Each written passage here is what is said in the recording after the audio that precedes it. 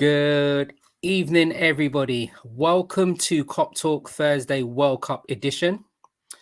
Joining me today on the panel, Preds and Tabrice.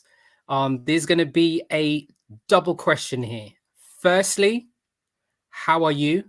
And one thing so far that you've taken from this World Cup. So if I can start with Preds. Good evening, sir. Good evening, Stoney. Good evening to Brees, and good evening, viewers. Yeah, I'm good. Thank you very much. All good in the hood. And what I'm taking from this World Cup is just we're finally talking about football, isn't it? The beauty of football and the competition. And it's just been an amazing tournament in regards to football and the circumstances and the things that's happening. So I can't wait to discuss. Brilliant.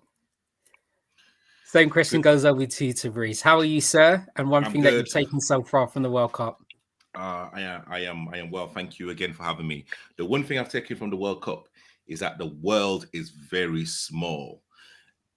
We are looking at nations, i.e., like Japan, and we think that all of their players play in the J League. No, a lot of them play in the elite sides in Europe, and these so-called less smaller teams have players, they have coaches, they have tacticians, they have everything that the elite countries have. And now we are seeing the benefits of, again, all of these countries beating the big powerhouses. And again, it's going to make the next phase in the World Cup so interesting. Brilliant. Yeah, perfect assessment. Absolutely perfect assessment.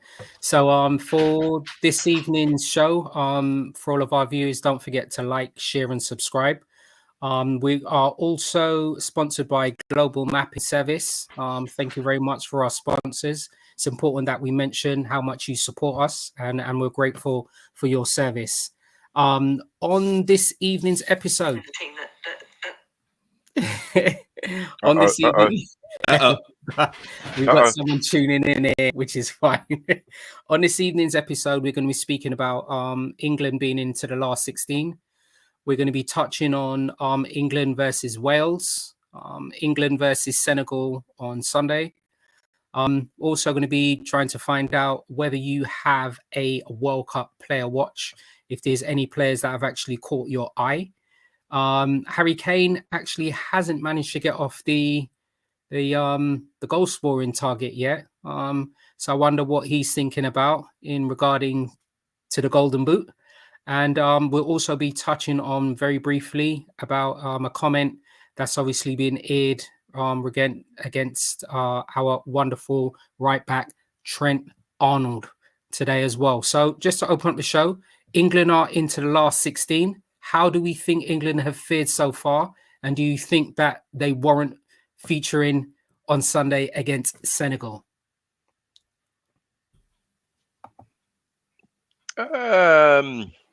I think England's going well. I think it's the usual comments are made every tournament. We win one, we can win the World Cup. We draw a game, and all of a sudden, it's there's dramas in the camp and everything like that. But I think that the players have done really well. I think Gareth Southgate has got his decisions right so far.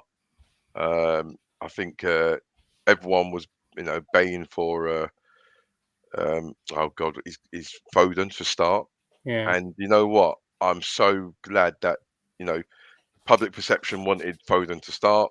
He started. Not to say that Gareth Southgate bowed down to public, but obviously he had a plan.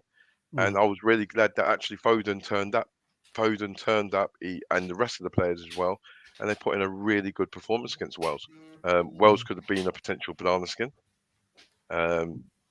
because it's that local derby. So they would, if anything, they will try and match us by just making it a derby. But I think we pressed them really, really well.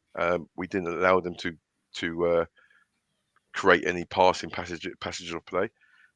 We was on their toes. We was on the front foot, and the first goal, Rashford. Good free kick. Maybe a bit sus from the goalkeeper. Might have to have a few questions about his position. That's another program. But yeah, you know what? I think we're in a good position, and Senegal's going to be a really, really hard game. So, but I think the players have put themselves in a good position. Perfect. What are your thoughts, Preds? England are into the last 16. What are your thoughts so far in England's performances at this current stage in the World Cup? I think he means you, Bruce. Oh yeah, no, yeah. The pressure's getting to him. Yeah, I know. I'm thinking there's another Pred there somewhere. We always have to open up this show with a little laugh. If we don't, no, you know what? England have done really, really well. Now we can look at other groups, and when you actually break it down, England's goal difference and the goals that are conceded is probably one of the best in the tournament thus far. And again, when you kind of look at the other results, hey, like I am glad. I honestly, like, I am glad that we're in this position. It just proves sometimes we just have to be patient, and we have to trust the manager. Against Wales, Gareth used the squad well. Rashford seems to have got his scoring boots on. Foden played well. Harry Maguire. Actually, the whole back four, again, another clean sheet. People underestimate what a clean sheet does to the whole team, and also to the back four, stroke back five. Against Senegal, yes, it's going to be it is going to be difficult, but I do expect England to actually create most of the chances, and of course, on paper, you would say England will win. But again, with the Senegalese, a lot of the players playing the domestic league, and of course the elite European league, so it's not going to be an easy game. But again, please, guys, get behind the team. Get behind Gareth Southgate. I would not want to be Martinez, the Germany manager. There's like a lot of teams who would love to be in our situation. Yeah, yeah, that's right. And I think that's a really good assessment as well so far. I think just before I mention or just confirm the teams that are into the last 16, I'd just like to thank Solo for joining into this evening's show. The Sports Capital as well. Thank you very much for your comment there. Big up to you as well, dear sir. And also Billy Smith, who's become one of our resident people tuning in to our show as well. So thank you everybody so far for tuning in. So England join Netherlands and Senegal. They qualified from Group A. From Group B, England are joined by USA. Group C is Argentina and Poland. Group D, France and Australia. Group E, which was amazing today, Japan and Spain. Amazing games, fixtures today. That's what I mean. The vibrancy, the unexpectancy, and beautiful. It's beautiful, mate. It's beautiful. Yeah. And as you said, I think the results and the performances, I think that's probably been another feature of this World Cup as well. The complete unpredictable scores. I think that's been another good feature as well. So Group G's Brazil and Switzerland, and Group H Portugal and Ghana. Ghana playing. They're playing tomorrow against Uruguay, aren't they? Yeah, Uruguay. That's definitely gonna be a good feature. Going back to the Wales game, just really quickly as well. This would have been Gareth Bale's last World Cup. He's probably going to still continue to play international games. He came off at half time there. I didn't manage to get any comments from the Wales manager afterwards. Did they comment why Bale came off at half time? So it was supposed to be a hamstring. Okay. Supposed to be like a tight hamstring. To be fair, I think his legs went, mate, because England kept the ball so well and controlled the ball and the tempo of the passing that all he was doing was chasing shadows. Yeah. All he was doing was going from one side to the other side, and then when he did get the ball, You know, he didn't have the ball very long, and in all fairness, England, their pressing was really, really good. Yeah. And you know, where you got Joe Allen in the Wales midfield, he kind of does the naughty work that people don't recognise, and he gets Wales ticking. And we didn't allow him to settle and get a kind of rhythm within the game. And most of our early chances came from us pressing quite high, which was really, really good. And you know, if you kind of look at the mix of Rice, Henderson, and Bellingham, you know, again, Henderson, I think he's pushing for a starting berth in the next game, because again, he was one of the midfielders that was energetic. He was loud. Beautiful to see and hear. Honestly, you know what I mean. And again, that is us as football fans and England fans. You know, when you hear certain things on a football pitch, and when you can appreciate what a player gives to a squad and to a team, that's the reason why Gareth Southgate brought him. You know, for like these type of games, and again, you know, he's using the squad really, really well. Wales just looked absolutely, you know, yeah. I mean, again, they are now going through a bit of a transition period now. Be interesting to see if Ramsey, Bale, and Allen, actually want to kind of continue. But yeah, it was again, like, you know, it's a perfect qualifying stage. Two wins and a draw, 2 clean sheets, and literally most of the team, bar maybe a couple, got game time. Yeah. But you know what? Go on. Sorry, Stone. Go on after. No, I apologise. I'm going to wait for you, Preds. Go ahead, sir. No, I was going to say, but I'm going to be controversial now. I'm going to be controversial this week. All right.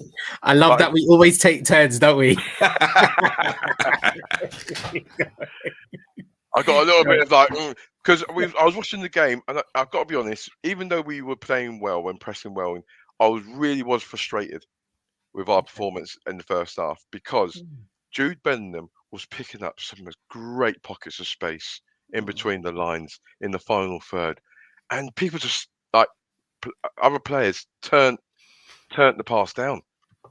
Now, I mean, if you look at it, I know I'm not comparing us to Brazil's or the France's, but if you look at France's, those sort of teams, they put the ball in those difficult areas. Like Argentina the other night, they put those they gave players wanted the ball in tight areas, and there was a lot of times when Jude Bellingham was in those type of areas where if he would have got the ball, he would have caused more damage. And that was really frustrating for me. And I think if we're looking to get the best out of him in that position, they've got to trust him a bit more, man. I think that they allowed him to be on the ball quite a lot. I think in that Wales game, and you're right, it may have been a combination of these 3 things here. One, in fairness, Allen, Ramsey, and Bale didn't really play a lot of domestic football leading into the World Cup. I think a lot of them were actually carrying in injuries of different sorts, and the fact that you had those 3 players, even though I know Allen played alongside Ampadu, and I think Ramsey played just behind Kiefer Moore, wasn't it? Yeah. When Bale was over on the right. They were completely overrunning that game. I'm going to definitely hold my hands up on something, because I know I was quite vocal about it in the last few shows. When Henderson was actually picked as part of the World Cup squad, I was just in complete disbelief. I just kept saying, listen, I love Liverpool, but I just didn't think up until this date that Henderson warranted being part of the England squad. And I was proved wrong once again from watching that Wales game as well, and also listening to the post-match interview by Jude Bellingham, in which I just think he's such an amazing person on the field, but also off as well. The way he's just so articulate, and the way that he actually spoke about the importance of Henderson being part of the team, and how his knowledge and experience can actually motivate and invigorate people when they're actually on the pitch. So Bellingham was speaking about the way in which Henderson does the press, and how he was allowing Rice and Bellingham to play and move in different areas. And he said he already knew they didn't even need to look back, because Henderson had already told them or given them or encouraged them to move in certain areas. And he said he already knew they were actually safe there. So yeah, I definitely had to eat a very big slice of humble pie from questioning Henderson being involved in, and he played really well against Wales. Really good. Tell you what, Stoney, but you lost the bet. No, I know. Listen, now he's putting his hands up for humble pie. Listen, at least I'm consistent. I'm consistent. You know, everything happens in threes, mate. Yeah, I'm definitely consistent.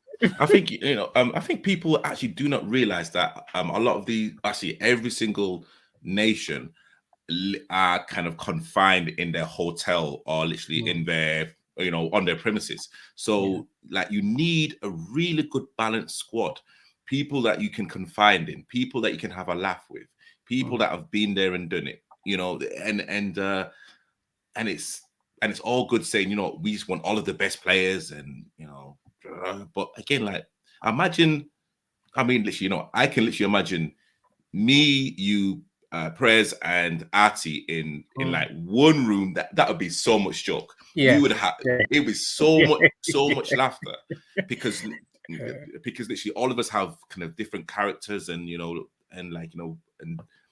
can literally talk about our own beliefs respectively.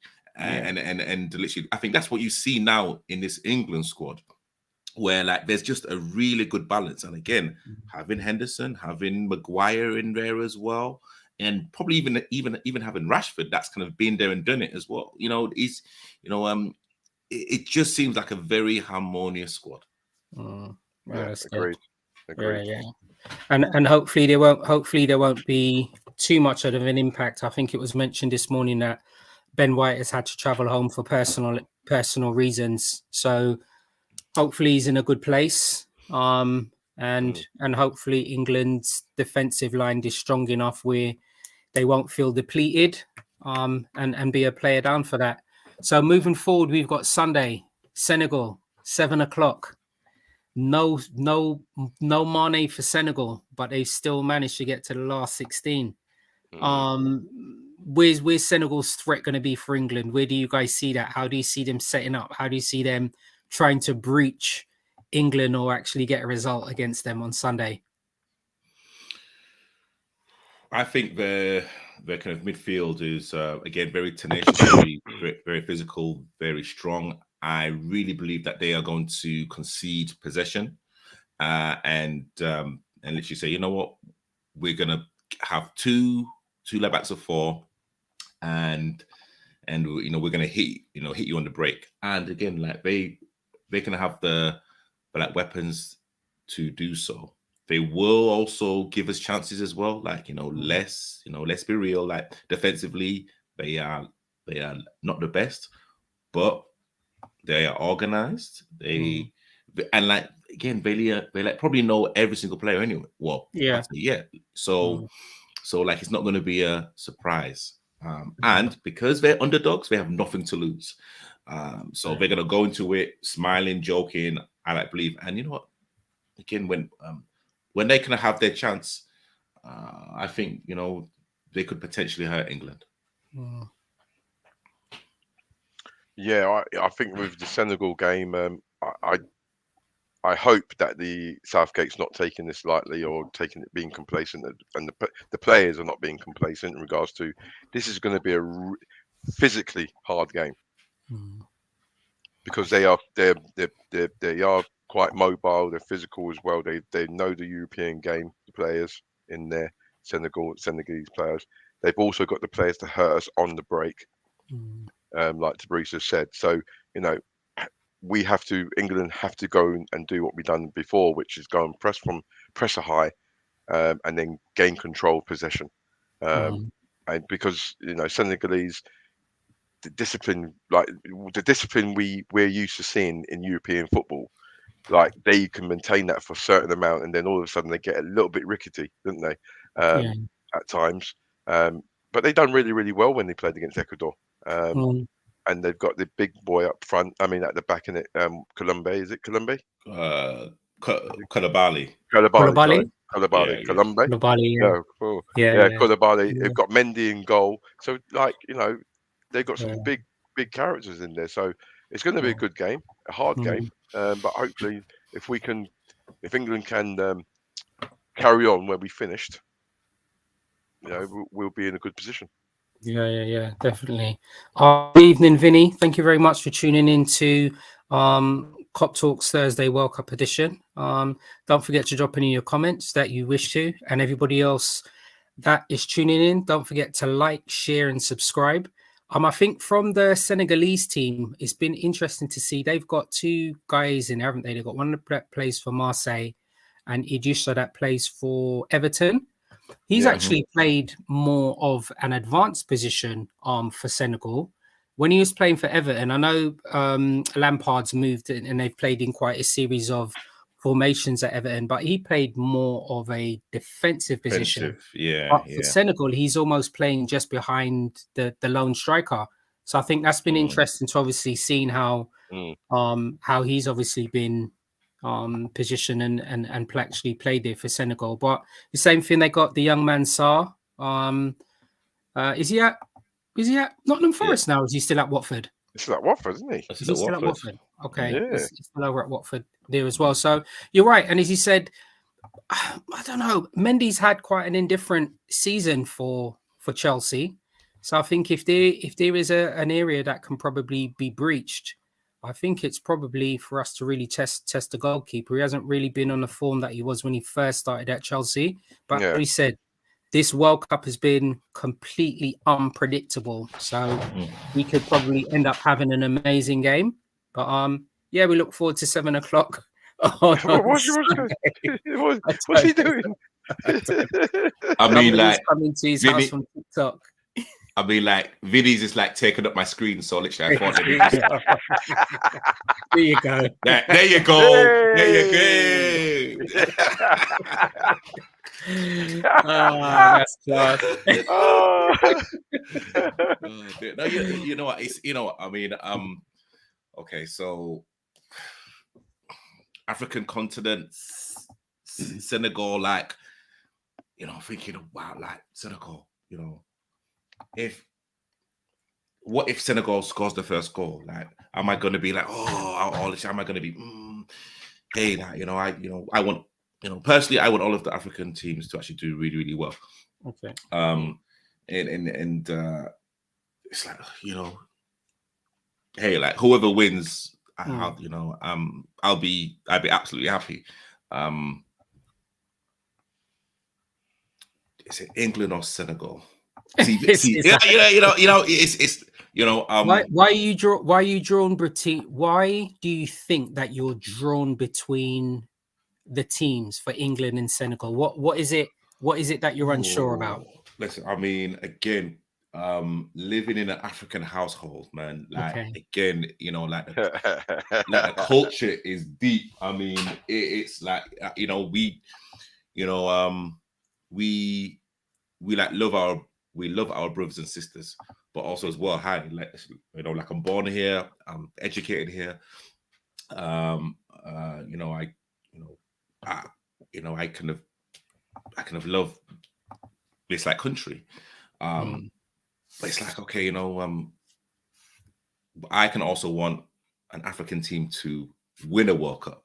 And literally, if like someone said to me right now, would you want Senegal to win the World Cup? The only African country left in at the expense of England.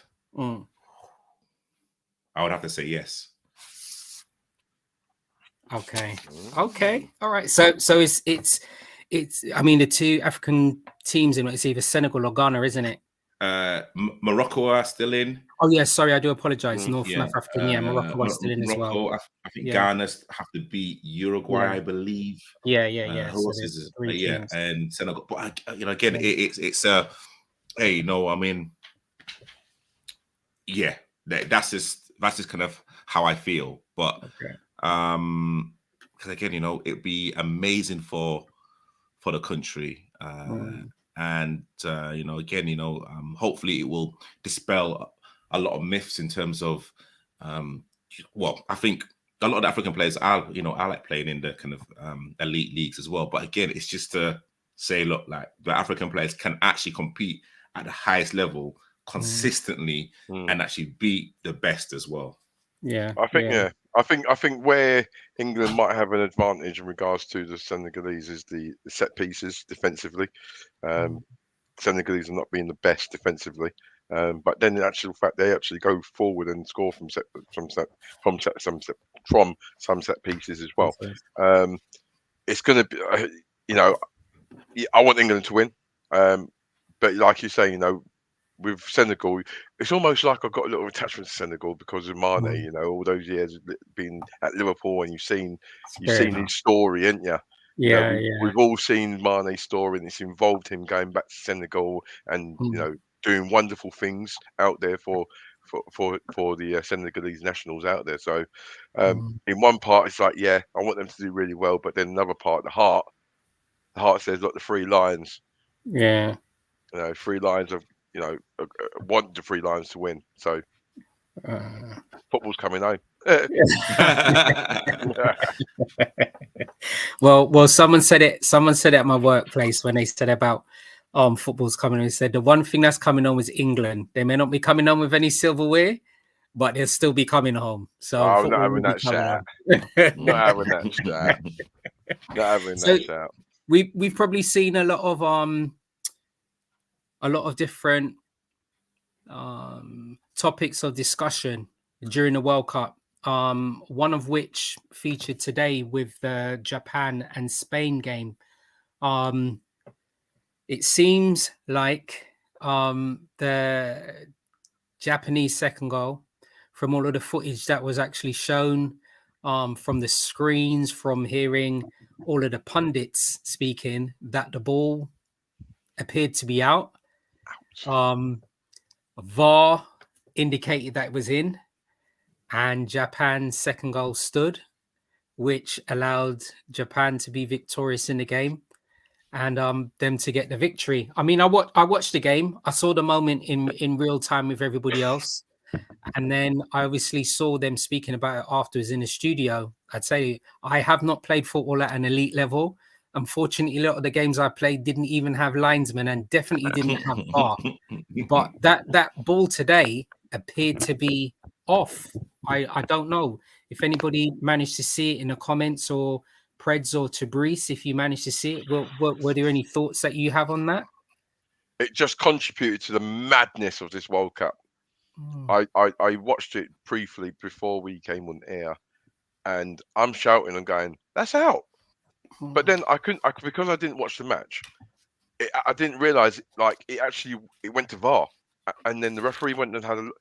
How have they looked at that and thought that ball was in?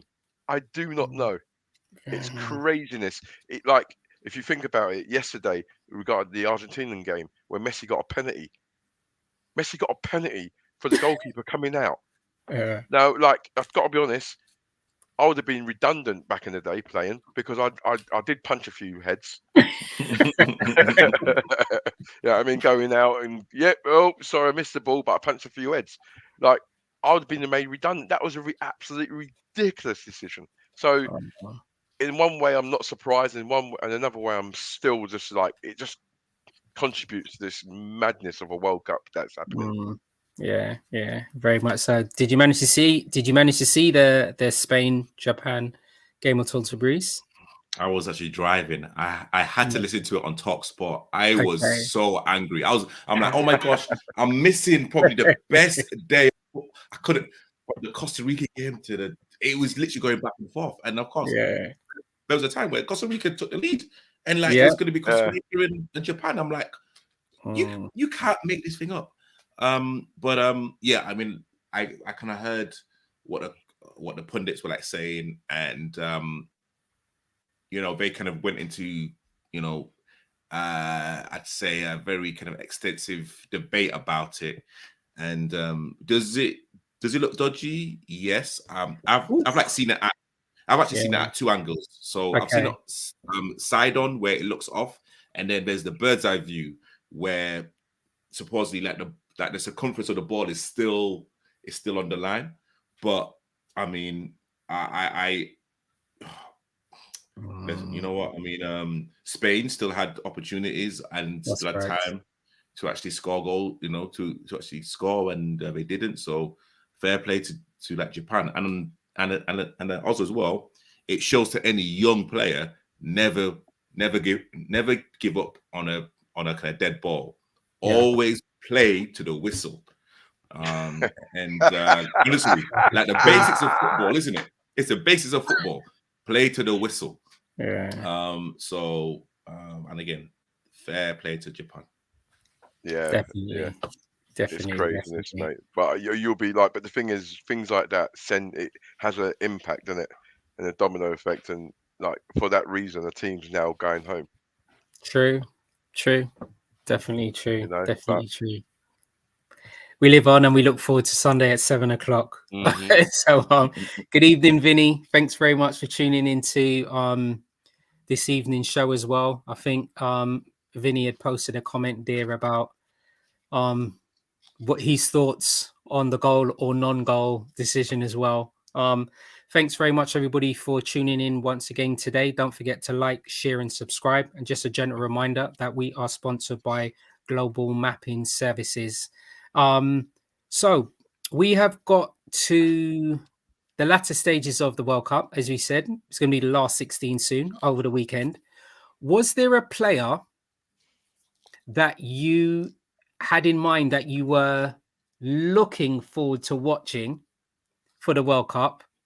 And have they met your expectations? Or has there been a new player that you started watching, and for what reason? Multifaceted. While you're thinking, I'm just going to say which my one's been, okay?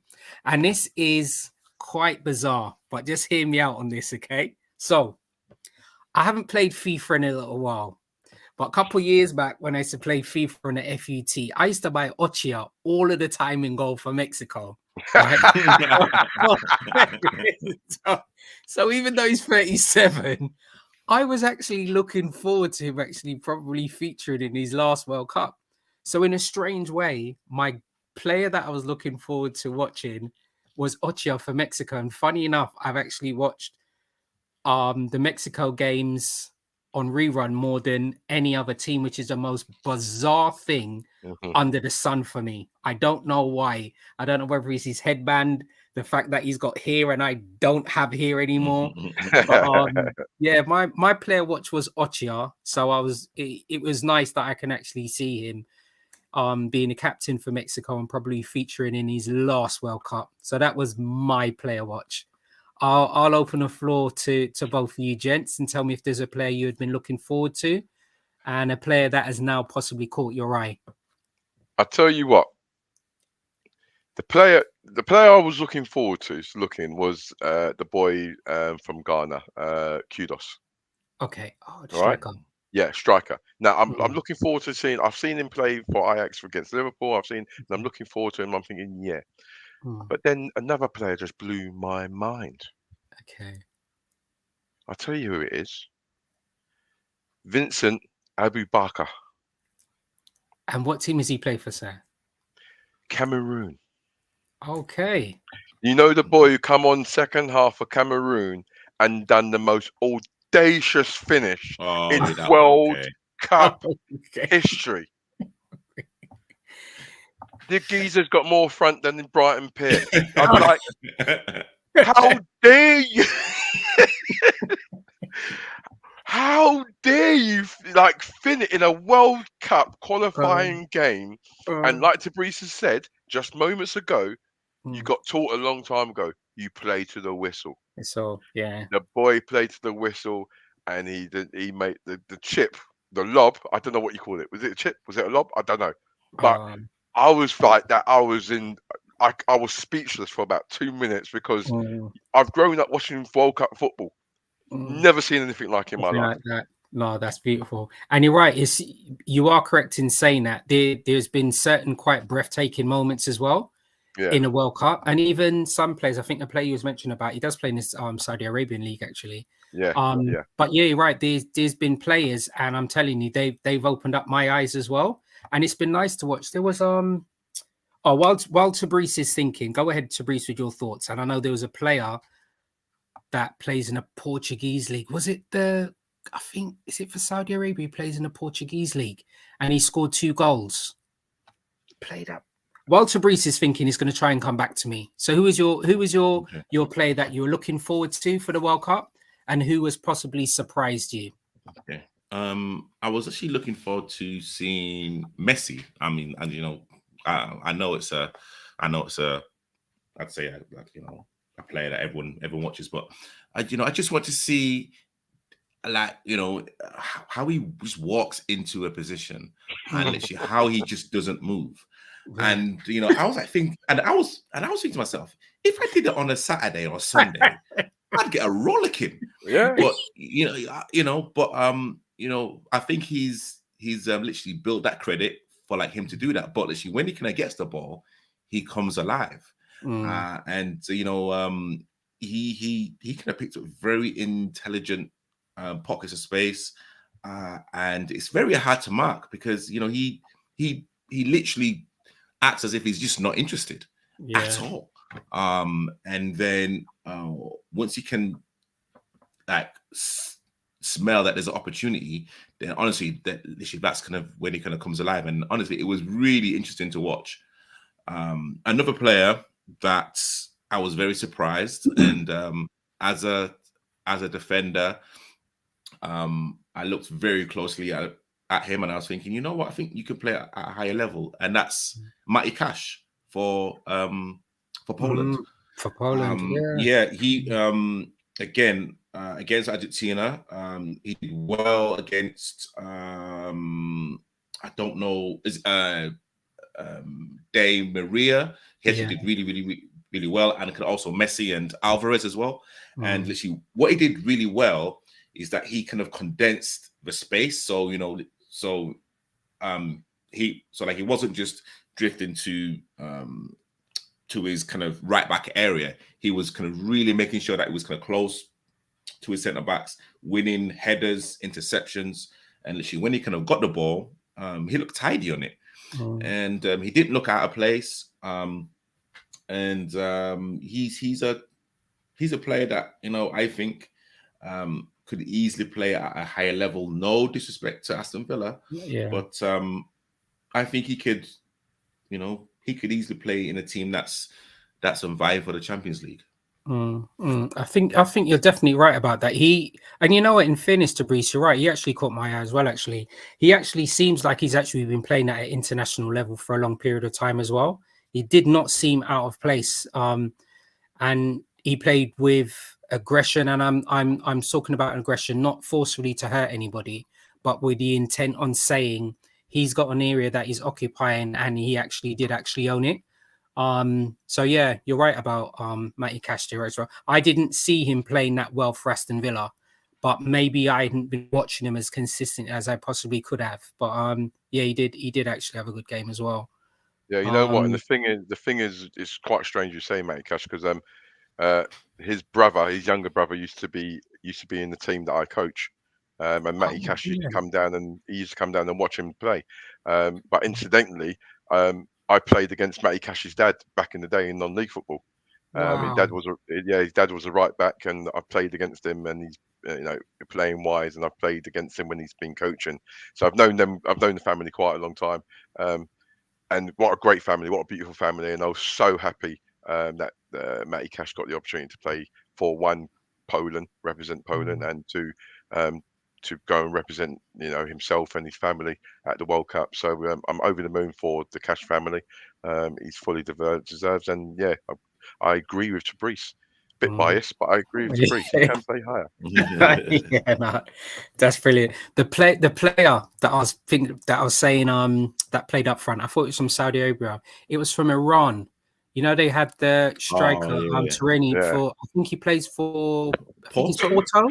Yes, that's it. Yeah. And he scored the 2 goals. Yeah, he actually definitely caught my eye actually in the World Cup as well. But yeah, just really going back to Fabrice was saying as well, I think the beauty of this World Cup has actually been there's been teams and individual players that I've taken a step back and I thought, okay, this is why football's actually quite beautiful as well. You're seeing different players, different systems. I mean, even the way that Japan played today, prior to this game, they had been playing the 3-4-3. They started with the 3-4-3 in the first half and then changed out. But even the way they actually defended against Spain and the way that they had that counter press, and I'm talking they defended really deep, narrow, but they pressed with such speed as well. So even little tactical approaches and different tweaks, I think that was really nice to watch. But yeah, I think it's been a really good World Cup. But don't you think it's a bit odd? I think for me, looking back at World Cup, it's odd that this pressing is in international football. Yeah. Like, the going out, and I think it's brilliant. It makes brilliant football, but it makes great watching because historically you've got two teams that are very cagey, and it's a battle of wills and it's a bit of a chess game. Whereas this year, it's been like different tactics. People being brave. These small teams are looking at these big teams and going, "Well, you know what? We're here, so why not give it a go?" Yeah, and they've done really, really well. So yeah, oh mate, I keep talking about the World Cup all day long. Nice. So for Sunday, before we end up closing, two more features.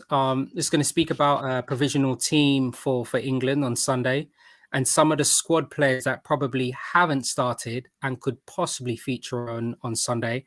And we're just going to end on a show afterwards, just on a comment from Trent Alexandra as well. So firstly, provisional squads or provisional team for Sunday. Could we possibly see Cody featuring? Could we see Madison featuring? Could we see Wilson starting? What are your thoughts for Sunday? No, and no. I think I love it. Wow. Oh, dear. Second what Teresa said. I'm not even going to say it because Teresa said it. Oh. So do you think that Gareth's going to stick with the tried and tested? And do you think then that Marcus Rashford, do you think he's possibly going to have a starting position based on his performances so far? Or do you think Saka then comes back into the fold? See, there's a lot. It's interesting. It's interesting, but like if you put it on facts, Rashford's played himself into the starting 11. Rashford, like he's all of a sudden he's come alive, right? And he's now. I was going to say at the start of the program, thinking, should I say that he's the English Mbappe? But no, I'm gonna hold back. I'm going to hold back, right? But he's hitting the form at the right time, and he's played his way in. Foden, did he do enough to start ahead of Sterling? That's what I'm saying. It's interesting. I got to be honest. The midfield three, I'd keep. Okay, so that will be Henderson, Rice, and Bellingham. Is that right? Yes. Yeah. Okay. I'd keep that three. Then you got. It's a difficult one because I mean, you got Trippier. I think Trippier will play left back. Okay. And I think that the boy from Man City, what's his name? Walker. Right back. Walker. Carl Walker. Oh, sorry. I think Carl Walker will be right back. Yeah. Trippier left back. Two centre halves are going to be Stones and Maguire. and Harry Maguire. And then the midfield three of Henderson, Bellingham, and Rice. And I think it's just going to be. I can't really. I got to sleep on that one, mate. Between Foden and Sterling, it's one of those. Forgetting about Saka as well. Yeah, you know what? I think Saka done well, but I think it's. You know what? It's a great headache for Gareth Southgate. It's interesting. Fabrice, you're deep in thoughts. I think everything that Prez has said, I have to agree with. However, when we're talking about football fundamentals, like we all know like the ins and outs of football, and one rule in football is like when someone is red hot, you keep him in the team. You keep them in the team, especially a goal scorer. Confidence is everything. He's on fire. You don't take Rashford out of that team. Like he's played himself into, and again, Saka's done well, but maybe again a great impact player to actually come on if needed. But you don't take out a goal scorer. You don't. So does that mean that we can drop Harry Kane then? No. You naughty, that's naughty, that is, Tony. Hey, you walked into that. Hey. You walked into that. I like that. You left that door open, mate. Because if you think of it, out of all of the forwards, right? I know Callum Wilson ain't scored either. But Harry ain't got off the market, No, Harold, but again, Harold he brings so much more. He brings so much more. He brings so much more. His management of game is like for me. If he can speed up the passing a little bit, I think that's me being critique. But other than that, the way he leads the line, the way he drops in, the balls he's playing. I mean, look at the ball he played for Foden's goal. Like the man didn't even look up. He just knew which area to put it in, and he put it in there. And you know what? That's a great example to these youngsters out there. When you're running at players, put the ball in the box. And ask questions. And ask questions.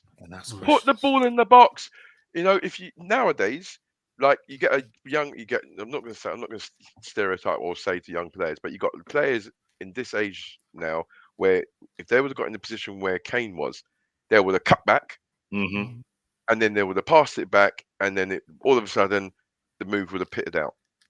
Kane is he's on the front foot, and he knows if his first touch sets him up, he knows where he's going to put it, and he knows if you put the ball in the box, you ask questions of defenders. And his ball for Foden was very similar to the ball for Sterling. In the in the same area, and again, that's repetition. That is muscle memory. It's like, guys, I'm gonna pull it into this area. Now I'm gonna ask the defenders questions, and also I'm gonna ask questions of my teammates, because if they're not there, then a roller kid. So and again, Kane has I'm telling you right now, I'm telling you right now. I don't know why, I don't know what this kind of witch hunt regarding Kane is, because if it was Messi, Mbappe, Ronaldo, Neymar doing exactly what Kane's doing, everyone said, "Oh, what a great ball! Oh my gosh, he's just setting up his teammates. He's such an unselfish player that people are not taught. People will not be talking about how many goals he scored." Again, Kane has now evolved into an elite player. Like, his football IQ is high. Honestly, it's high. So you can't take him out. But on the other side of things, though, Kane must be really frustrated, because that's the ball he wants. He's providing the balls that strikers love, and it's always a strange thing that strikers actually put in great crosses. And it's because they know what areas they want, the areas that they're going to be hitting and going to be attacking. So, he's doing it for the team. Take one for the team. Good lad, Harry. Carry on, carry on, sir. Carry on. So with that said, in our provisional teams, Trent's name hasn't popped up at all. For various reasons. It may be we're just looking at players that have featured, have shown rhythm as well, and players that Gareth have probably deemed to give him the performance that he seems fit. So there was a comment mentioned, was it today, to Brees? Would you like to elaborate on that with Trent for us before we close the show? Yes. So he did an interview. Yeah, Trent watch. So he did an interview with the England correspondent on a kind of another channel, and initially they were like talking about the kind of I'd say like the compliments that Cafu was giving to like Trent, because Cafu was comparing him to Roberto Carlos. Wow. And literally Trent was like, that's like wonderful that a player like Cafu sees my ability, and literally he actually sees exactly what I'm trying to do week in, week out, and literally he's not really focusing on what other people seem to be focusing on. And then literally that led to the reporter to actually say, well, you are probably trying to allude to people talking about your defending in as a Liverpool player. And literally what like Trent said was like, look, like people will go out and actually want to see me defend badly. So if I make one mistake, then people think that I just can't defend. But if I do everything else right, it's not even talked about. And what I got from the clip, because it's a video clip, so I was kind of looking at his body language and how he paused, and literally how you could tell that all of the criticism, like he does listen to it, and and he felt really, really hurt by it, and good on him, because sometimes we can say this like player does this wrong, and because we don't hear nothing like from them, it feels that we kind of have the right to actually say certain things, which sometimes we do. But just hearing him speak honestly and openly is like, what, I can see where you're coming from. Like, how many goals does Trent assist? How many times does he start play for like Liverpool? None of that's been really spoken about. And yeah, if we kind of want to find the bad in someone, we will find the bad in someone. So but I mean, again, I also believe if Reece James was fit, I don't think Trent would have gone. But I mean, again, if he doesn't fit into the manager's plans, well, hopefully, if when Southgate goes, and if like Trent is young enough still and literally still wants to play for England, I'd like love him to actually get the opportunity, because he has honestly amazing weapons. But but like honestly, good on him to actually talk about the perception of him not being a defender. Brilliant. Yeah. I think when I'll have the opportunity, I'll obviously tune in and make sure I can listen to that recording as well. Preds, did you have an opportunity to hear it at all? Well, I haven't had an opportunity to hear it. I will listen to it and thingy, but I've been a staunch supporter of Trent on here. All like for the last God knows how long we've been doing this. And I've been an avid supporter of him. And there's been times when, I've questioned some of the things he's done. But most importantly, I think one of my past comments were that I think some people forget this. He's 23, 24. Like, he's still growing. And if you're getting great players like Cafu making those sort of comments, Cafu knows what he's talking about. You know what I mean? Cafu knows what he's one of the greatest right backs that football's ever produced. And for me, why should Trent have to answer those sort of questions? Like, Trent wants to answer those questions on the pitch. But the lad has articulated himself very well, and he's come out fighting, saying, well, you know what? Yeah, it's lazy. People are now getting lazy in respect of, oh, yeah, they're waiting for him to do something. Oh, yeah, let's get back on Trent. But let's not forget, but then people tend to forget the other detail of his game that he does really, really well every week. And it's just a case of that, it coincided with Liverpool not playing particularly well, and Trent was the scapegoat for whatever reason. And I'm so happy for the lad to come out the way he does, and he's come out with a touch of class as well. Yeah, thoroughly agree with you. Thoroughly agree with you. So, just wanted to say we're going to be coming to a close on the show today. I can only thank everybody for tuning in today. Don't forget to like, share, and subscribe. Thank you once again to our sponsors as well, Global Mapping Service, and also to our resident host, Artie. Thank you very much, sir. Artie had other engagements today. Just make sure you're safe out there, Artie. And we look forward to you rejoining us on the show when you're able to. Have you guys noticed when Artie's not on the show, like we actually talk really like sensible, like it's all sensible stuff. Hold on a minute. Literally, the moment Artie comes on, it's all down to the main presenter. That's what I'm saying. Tony, you know what I mean? You know what I mean? Like, you know, that's what I'm saying. Yeah. Tony's doing some treachery out here. Like, you know that one where he's like right-hand man, but he fancies his job, doesn't he? You guys are troublemakers. Seriously, troublemakers. Big time. Hey, we love you, bro. Oh, we love you, man. We love you, man. We love you. Brilliant. But look, Preds and Tabrice, I can only thank you guys once again for not only supporting Kop Talk, but also continuing to share your knowledge, wisdom, and artistry on everything football. It's been a wonderful episode again. I want you gents to be safe. England are playing on Sunday. Not too sure who you'll be supporting, but either way, one team is going to win. So in closing, be safe. Look forward to seeing you guys next week. And thank everybody for tuning in to Kop Talk TV. Bruce, where's the anthem, bruv? Where's the anthem, man? Where's the football? Come on! Next week. Next week. Come on, England! Come on, England! Come on, England! Oh, good. All right. Bye, everyone. See you next week. Must come across like a right nutter. See everyone next week. 3 lines on a shirt. I don't know.